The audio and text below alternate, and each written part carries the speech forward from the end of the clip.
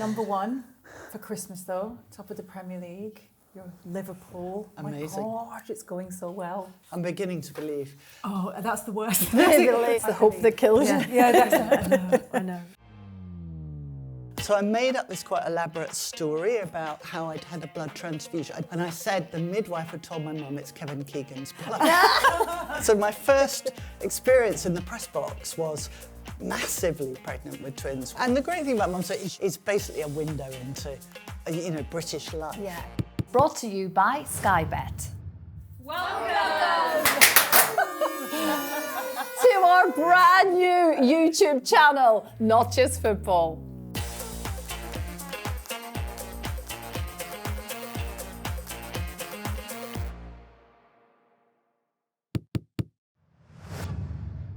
We are joined today by someone who is best known as being the co-founder of Mumsnet, but is also a non-executive director of the EFL, former football journalist, and a big Liverpool fan. Justine Roberts is here. Hi, Justine. Hi.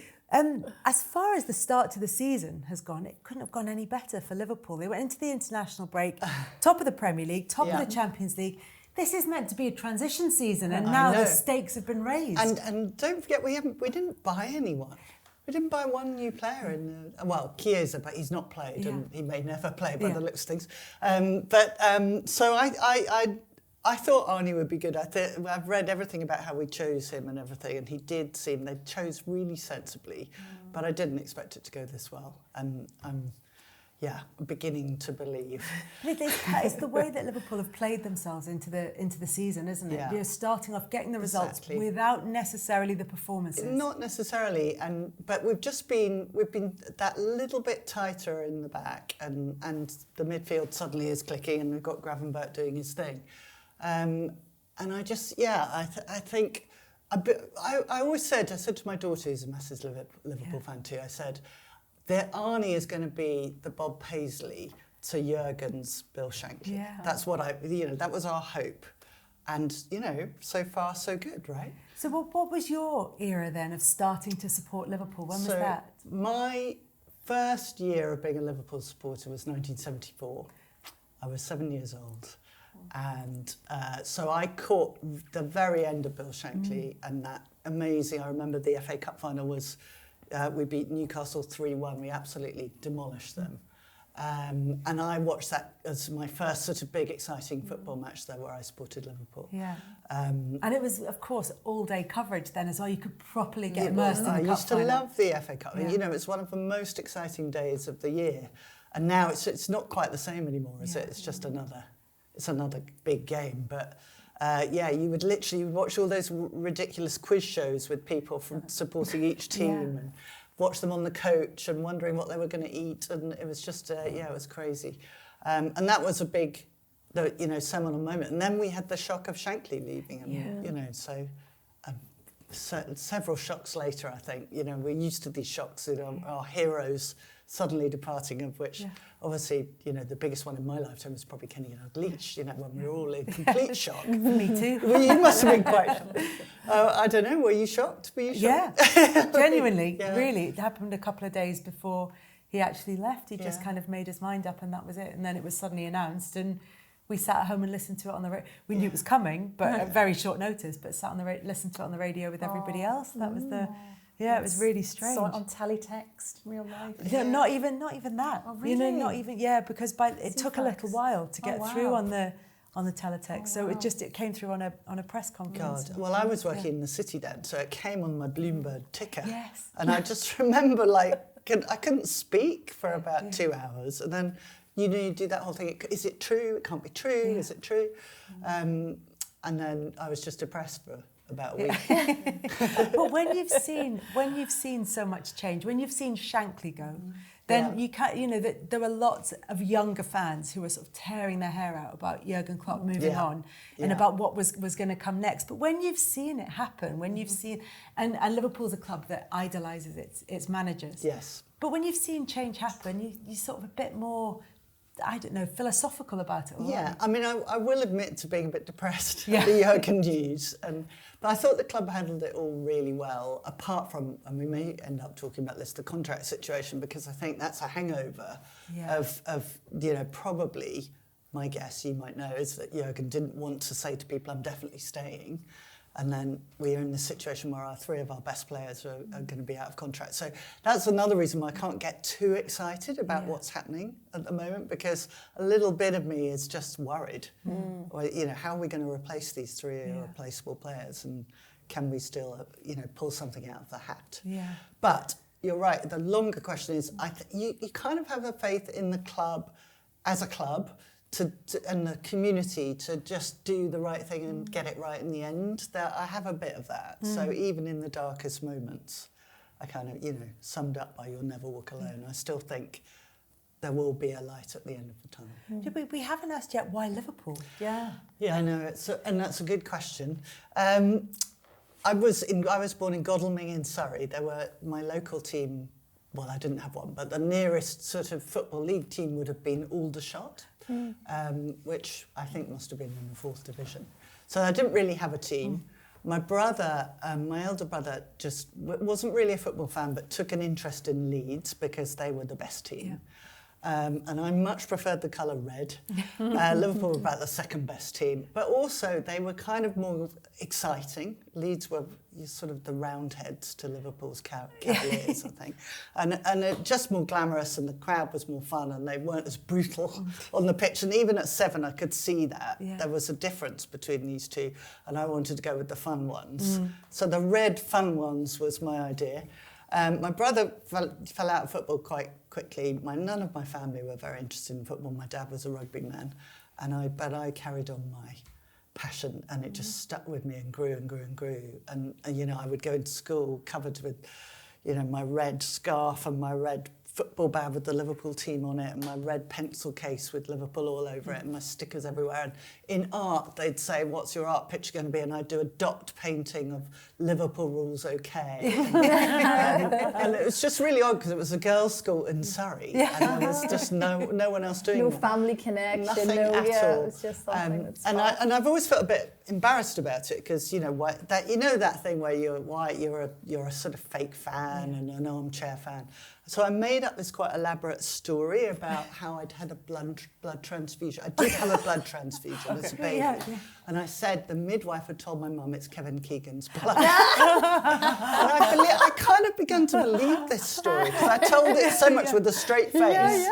And I actually wrote an article about it in the Telegraph about how I'd almost become brainwashed myself with this story. And I think Kevin Keegan was a blood donor, so there were elements of truth. But the best lies do have an element.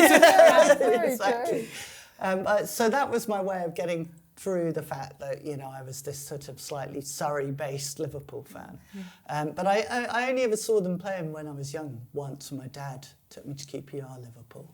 I remember when we won 3-1, and I was, it was great. But it was a big moment when I got to sit in the right end with the right fans. Because it's a completely different experience. It's interesting, though. Of course, I mean, you mentioned being in the city there, in the Bloomberg ticker coming up. So you've got this career in the city, and then suddenly you become a football journalist, looking at the game from very different eyes than being that little 7-year-old girl, writing Liverpool on your pencil case. Yes. Was that just underpinned by that sort of passion you had for the game? Yes. So I worked in investment banking for 10 years, and I did all kinds of different jobs, but I never really felt at home. It always felt slightly alien culture, and certainly for women it was kind of odd, and any minority actually. And then I got pregnant, and I knew I've got to get out of here. But I've worked there for 10 years, so I thought, well, I've done my hard graft. I've got the house with the mortgage, and I've been a contributor to this family. In fact, the major breadwinner. I'm now going to follow my passion. So I was pregnant with these twins, as it turned out, and I managed to get a gig where a very sweet guy who wrote football match reports for The Guardian allowed me to shadow him. And then I wrote some match reports of those matches, and I sent them to the the Times, and the Times said, okay, you can do some match reports for us.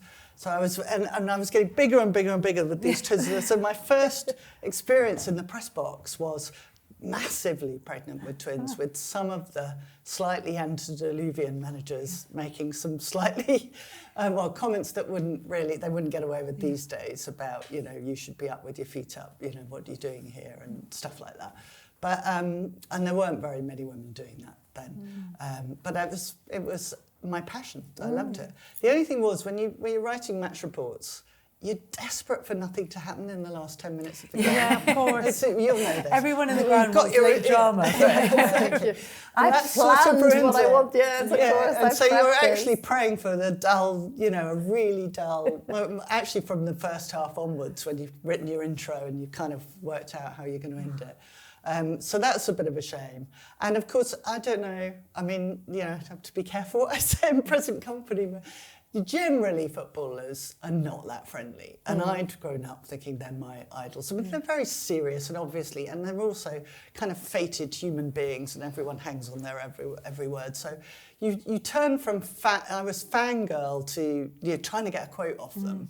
And on the whole, not everyone, but on the whole, they really didn't want to give me any time of day or anyone, frankly. And they were sort of gods up here and we were scum down here. And that's how journalists were thought of. So it slightly removed my blinkers a little bit. But I carried on doing it while I launched Mumsnet for quite some time. And I enjoyed the writing and I enjoyed the travel. And I went to some very fun grounds like Roots Hall and places like that where...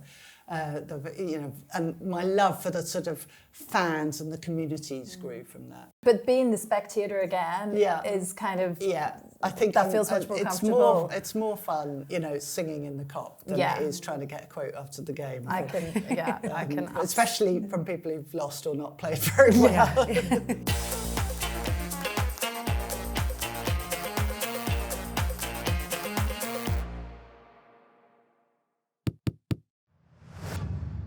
Obviously, we need to talk about Mumsnet, the phenomenon that is Mumsnet. That is just so much more, maybe than what people think it is. Yes, no, that's true. Actually, like everyone thinks it's about nappies, and such a tiny amount of the conversation on Mumsnet is about parenting and pregnancy. In fact, I think parenting and pregnancy are not in our top 10 forums. The biggest forum by a long way is a forum called Am I Being Unreasonable? Yes, it's got its own social media accounts and everything, doesn't it? And that is it's basically women saying, I'm having this emotion about this thing. Tell me if I'm right to have that emotion. I hate my neighbour, my boss, my best friend, my mother-in-law. Am I right? Am I right to think that? Am I reasonable or not? Which is a very female question to us. And people sometimes say to me, why is there no dads now? And that's the reason. They don't ask that question. They just think they're being reasonable, right? Trending this morning was, is it unreasonable for us to not go to the in-laws for Christmas because I want to be at home with the youngsters? How do I deal with it? And it will be a question maybe in every other household across the country. So you're quite right though, but it's how you navigate the everyday questions. And sometimes it's just nice to ask someone else, but you can't ask anyone within your own family. No, or within your own social media network. Because the point about Mumsnet is people are anonymous, although they're often not anonymous to each other because they sort of grow into their username and get a I use my own name, which is really stupid. I know, people will just think you're making it up. It's true, what have I done? I can't ask the things I really want to ask. Yeah. Well, don't worry, you can change your username. It's very easy. Justine, this was back in 2000, wasn't Yes. it? And as you say, you were pregnant with the twins at this point, and I know it was all sort of born off the back of a holiday that you'd had with the family, wasn't That's it? right. That didn't go quite according to plan. It was the first holiday I'd taken with my kids, actually. So they were 1-year-old when I started Mumsnet, and it was. It was the wrong choice of everything, the wrong destination, the wrong resort, the wrong time zone. Frankly, the wrong children. It was a disaster. Children on holiday don't know they're on holiday. So they do all the things that they do at home. You just change the location of it. Exactly. So 2:00 in the morning, on the dot, they would wake up for breakfast. And I just hadn't thought this through. But it wasn't just that. It was actually a pretty shitty venue as well. And all the parents were saying, why didn't we know this? Why didn't we know this? And I had a thought, yeah, but it's not just holidays, it's everything. I don't know anything about any of this stuff, you know, how to bring up kids, the most important thing we'll probably ever do. So, and the internet had just begun. And I thought, well, this is a great way of finding out what people who've been there and done that know. So it wasn't really rocket science. I was lucky enough to, I've got out of my city job, and I felt I could take a risk because, as I say, I'd been grinding away for 10 years at this job. And I happened to have a friend who could code, and that was really helpful too. So I went home, we started it.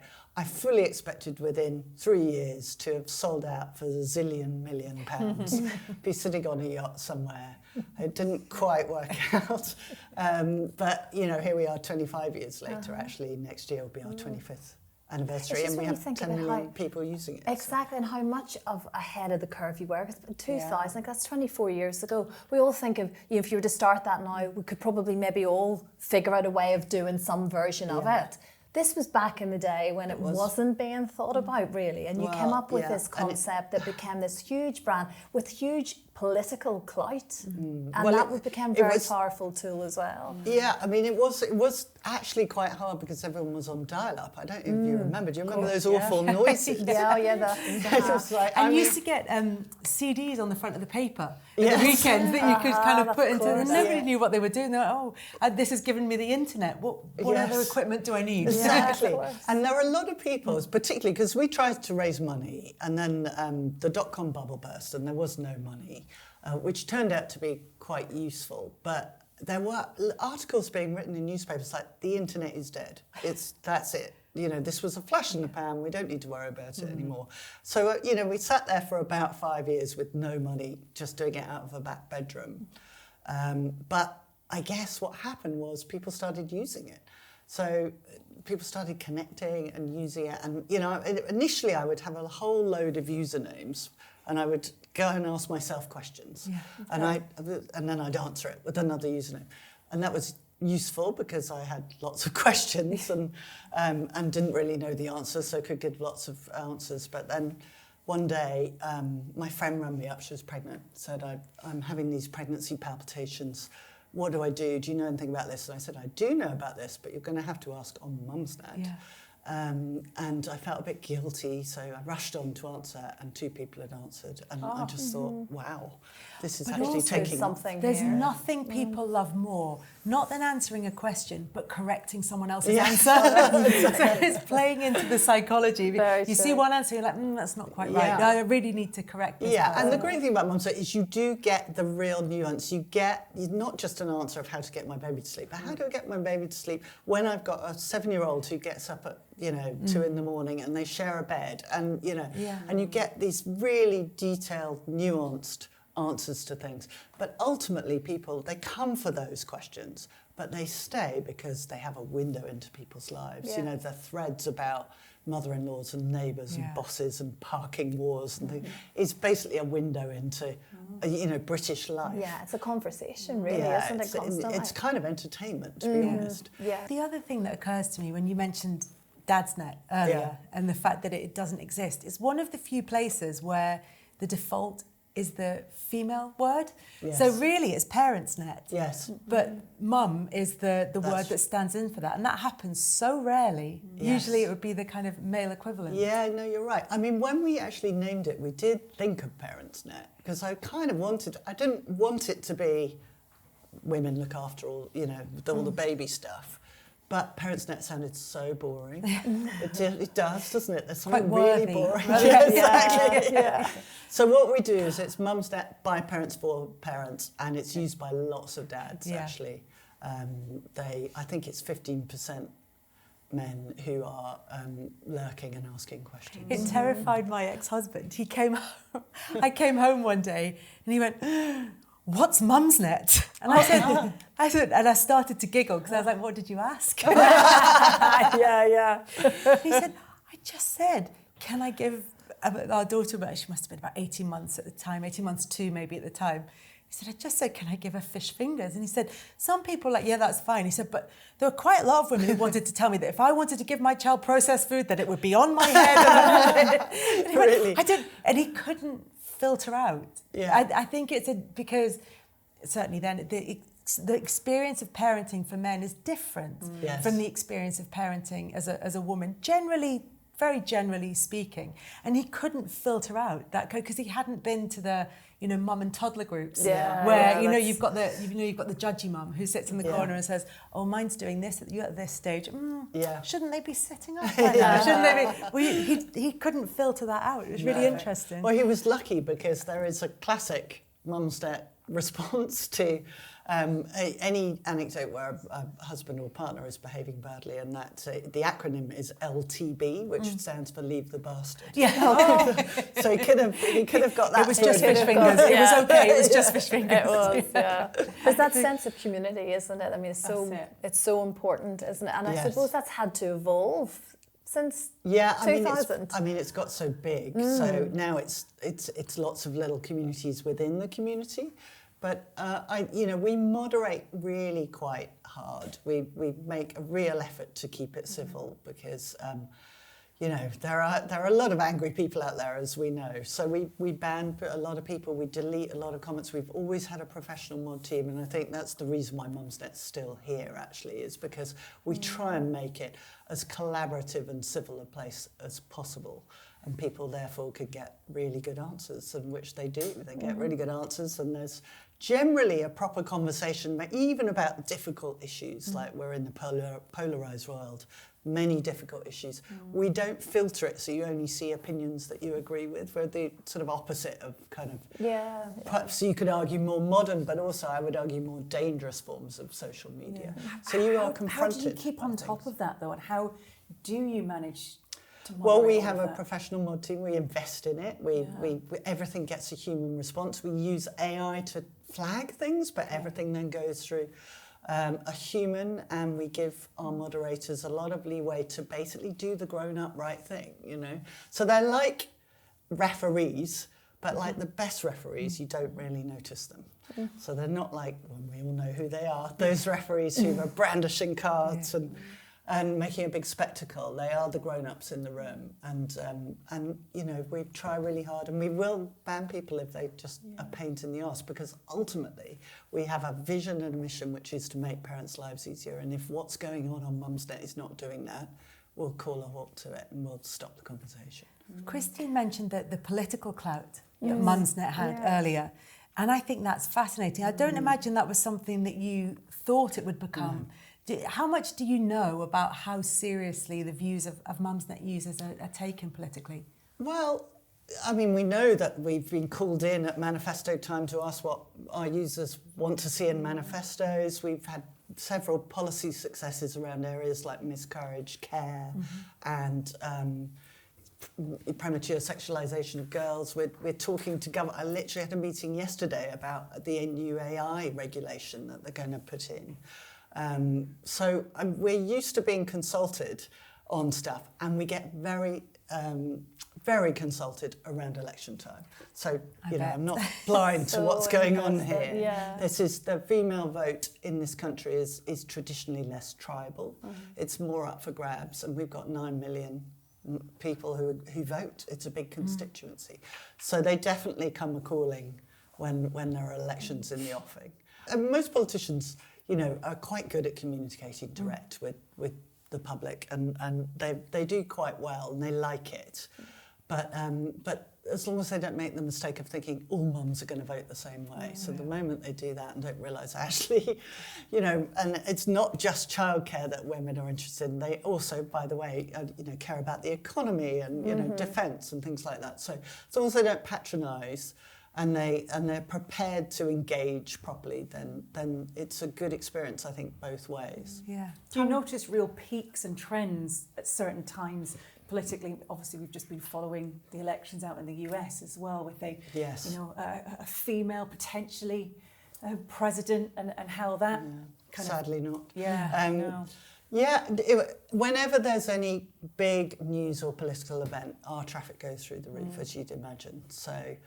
And sometimes it can be quite ironic, I guess, where, you know, things that you really wouldn't want to happen caused, you know, a massive increase in Mumsnet revenue. It's like Trump, yeah, but look at all the activity it's caused. So, yeah, we noticed loads of peaks. We actually analyse it now using AI to understand what the trends are. We built a tool where you can literally see what mums in the UK are thinking and talking about, and it gives for everything from products to politicians to, you know, that's what's interesting, just how you're constantly having to evolve, and technology is sort of forcing your hand to have to do that as well.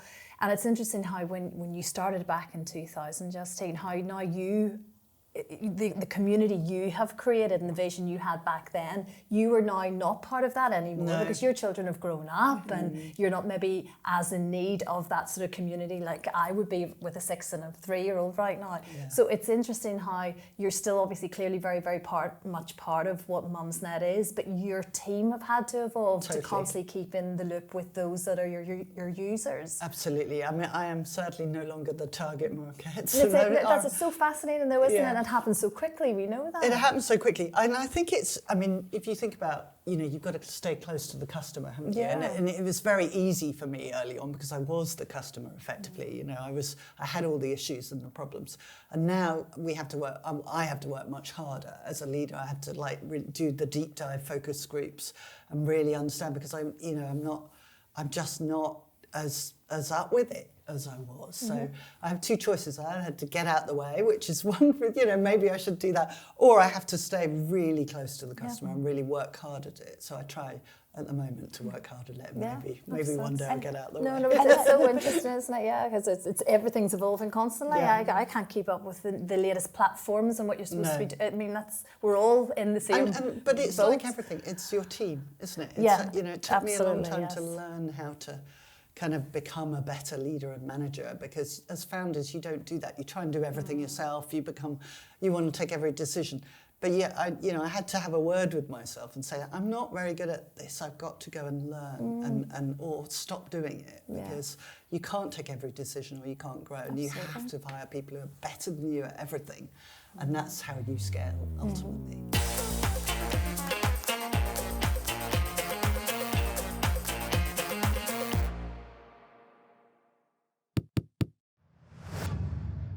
Even though, as you say, parenting isn't necessarily even one of the top 5 topics on Mumsnet, what do you think are the biggest current concerns for parents, judging by what's said on the site or the questions that are asked? I think, well, there's a massive concern over social media use and you know what that does to kids' mental health. I mean, I think we've known for a while that, you know, my generation really was the guinea pig generation. They were the first people to have kids who grew up with these devices in their hands, and we had no knowledge because we hadn't grown up with it. So, you know, it all seemed like rather amazing. Oh, look, here's this thing, and you know, they can work out, you know, if they're in trouble, they can call any time. They can work out how to get from A to B.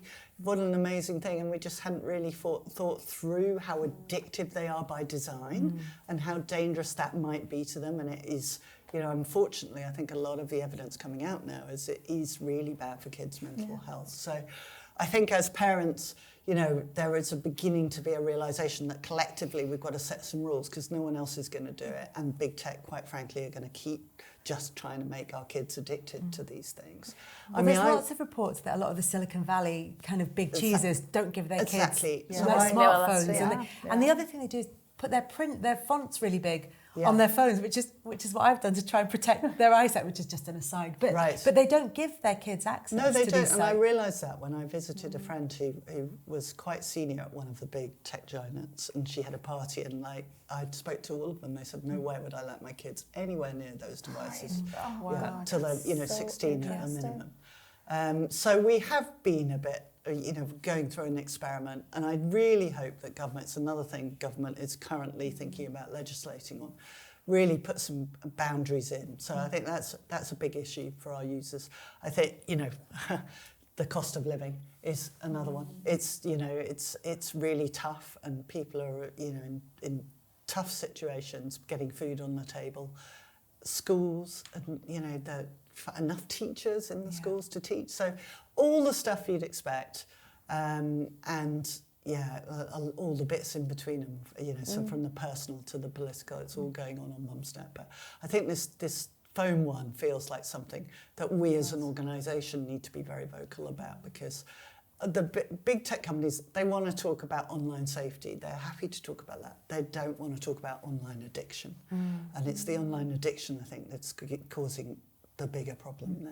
Yeah, I presume it's too big a topic for now, but very different for young boys from what it is for young girls, their online experience. Yeah, and lots of other things there as well. But the girls are the ones who find it really hard to put down. Yeah. I think what's been interesting as you've talked about your career is this thread of community and being part of a team. That seems to be the constant in all those different things that you've done. And obviously that's a big part of what you want to do what you want to bring to your role at the EFL. So a non-executive director is very broad, very broad term. So sounds good. Without asking this rudely, what do you do?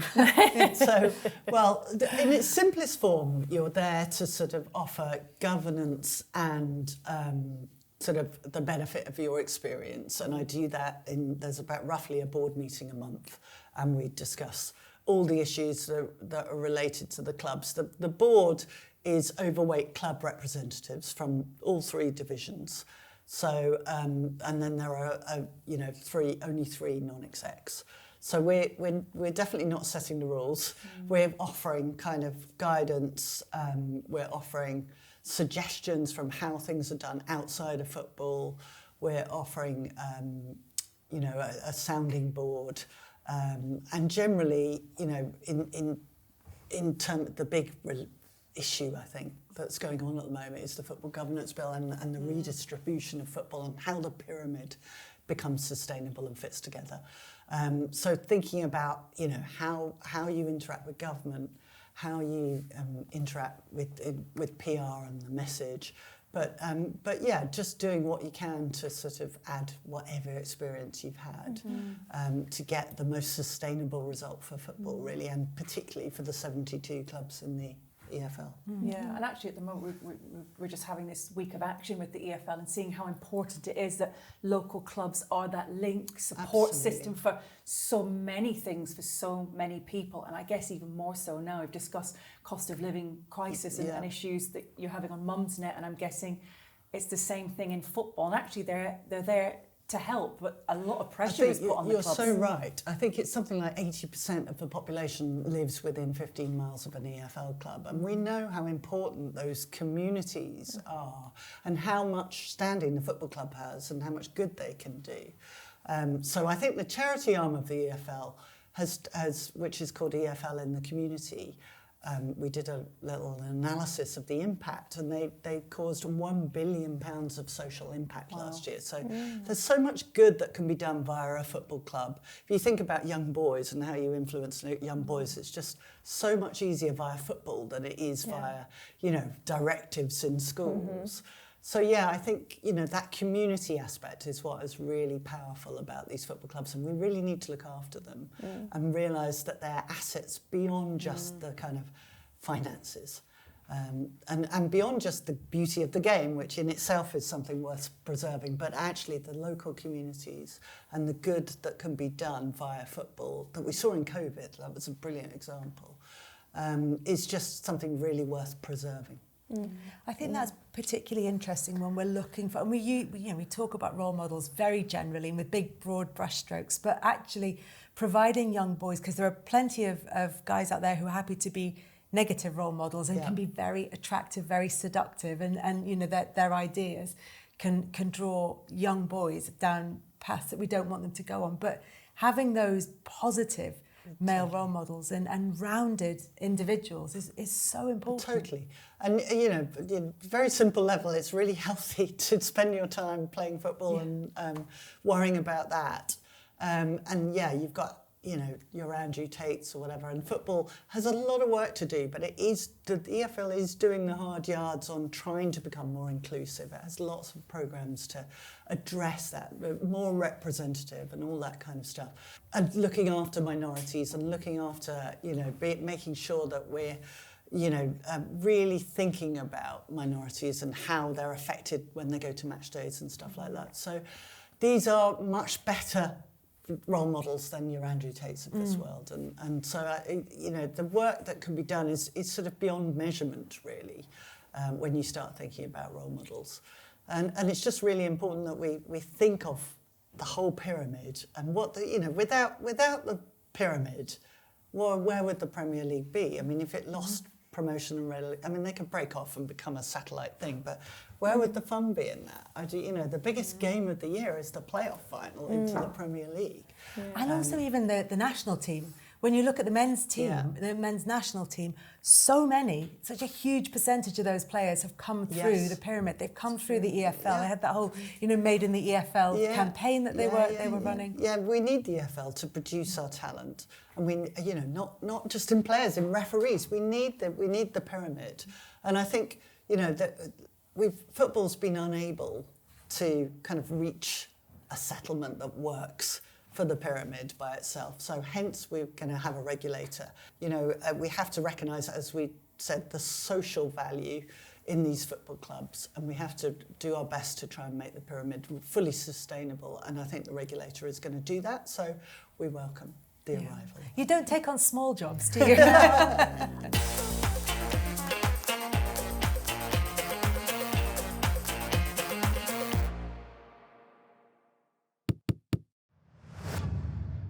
Sorry to interrupt, ladies. But we have some community questions for you, Justine. Oh, okay. So one each, please, ladies. Okay. Thank Hayley, you. We'll start with you. Okay. Ellie, are we picking one each? One each, Okay, please, okay. Okay. What's a modern parenting trend that has surprised you? Oh my God. Well, as I say, I'm not the target market anymore. Anything you've noticed that you didn't think would be hot? I mean, I suppose it's not that modern, but I suppose the whole mumfluencer, like mums putting their kids on social media. Yeah. For me, that always, I sort of shied away from that. I find that quite weird. It's like a new stage mum, isn't it? Yeah. That same kind of...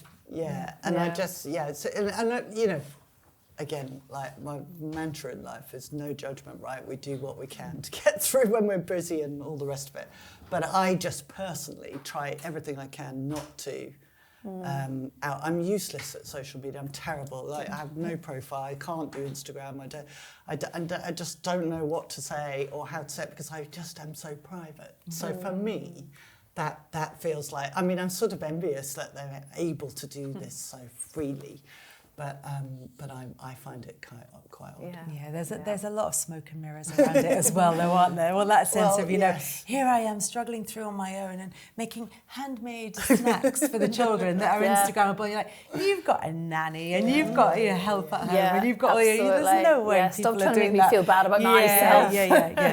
Yeah, with my sticking pretzels in mini rolls to make reindeer and things like that. I saved that video the other day. I did see that. I saw it. And mine are 13 and 16, and I was like, we'll do that. Red Smartie on the nose. Oh no, I can good see to go. things. I never do them. How has your work adapted to reflect non-traditional families and underrepresented groups? Do you think it has evolved? Well, we have a number of forums on our site for special interest groups kind of thing, for minorities. So we've basically, Mumsnet has been carved up to reflect the people who use it. So we have a Black Mumsnetters group, we have a Muslim Mumsnetters group. And sometimes I think people want to have conversations within the community and some people want to have conversations, which are more about their identity. So there are spaces for that. So that's the way. I've always followed the mantra with Mumsnet that if the users want it and ask for it, then they generally get it. So we're very user-led. It's one of our absolute principles. And I'm lucky enough to have this 24/7 focus group, which is very willing to tell me what they think and how the site should be run and who we should have advertising. So our users are a stakeholder, and so we're very lucky because, I don't have to go away and think up these things. The ideas come to us. Very interesting. If Mumsnet never existed, what would your life look like? Well, I guess I'd probably still be writing about football. I'd be a wizened old hack. And I'd be, well, we all know those Wizendoll heads who are slightly jaded and, slightly fallen out of love with the game and, ploughing away their 800 words of copy on a freezing cold night. And looking at the younger women all complaining about it, you don't know what it was like when I started. I mean, that would have been one possibility. Yeah. I guess the other possibility is I might have started another business, but I've never really thought of myself as an entrepreneur. More that just something happened and I was lucky enough to be in the right place at the right time. So it always makes me laugh. Men could open a cupboard door and call themselves an entrepreneur. But women are much more, oh no, this just happened to me. But it did, and a lot of it is luck and where you are at the time. So hopefully something and else. damn hard work though, Justine. And insight and great team and stuff like that. Yeah. But timing is an important factor, and people, I think, give too much kudos to entrepreneurs and founders, because there are many people with very good ideas who happen not to be in the right place at the right time and nothing happens. So hopefully I might have been lucky in something else if Mumsnet hadn't happened. Yeah. What's next? The most superfluous question. I have to say I'm loving my EFL role, so I'd love to stay involved in football in some way. I'm very much hoping Liverpool one day require board members beyond the sort of very inner circle. Kelly, ask your dad. He's also a non-executive director. Yeah, he doesn't know what that is. Most proper football clubs, they don't really have what you would call a traditional sort of functional board. But that may change. Who knows? The new regulator might come in. True. So what next? I'm very keen to keep trying to make a difference in whatever way I can, and I'd love that to be in football. Justine, thank you so much. So lovely to talk to you. Thank you. It's been a pleasure. Thank you so very fun. much. Subscribe to Not Just Football and get new episodes and more. Thank you. Yay. Oh, We've not had that before. A little round of applause in the gallery. Very nice.